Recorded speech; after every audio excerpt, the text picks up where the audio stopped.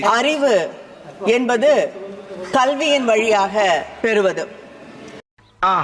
அந்த கல்வியின் வழியாக பெற்ற அறிவன் வழியாக சுயமரியாதையும் மானமும் என்ன என்பதை மக்கள் உணர்ந்து கொள்வார்கள். என்னடி சொல்ற?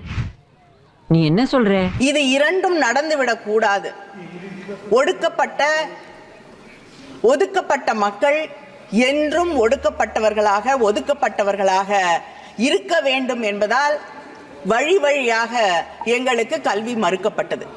இதெல்லாம் நம்புற மாதிரியாங்க இருக்குது. இன்று அந்த வழியிலே அந்த மறுக்கப்பட்ட நியாயங்களுக்காக போராடி கொண்டிருக்கக்கூடிய சில பேர் இன்று ஆட்சி நடத்தக்கூடிய நிலையிலே நாம் நின்று கொண்டிருக்கிறோம்.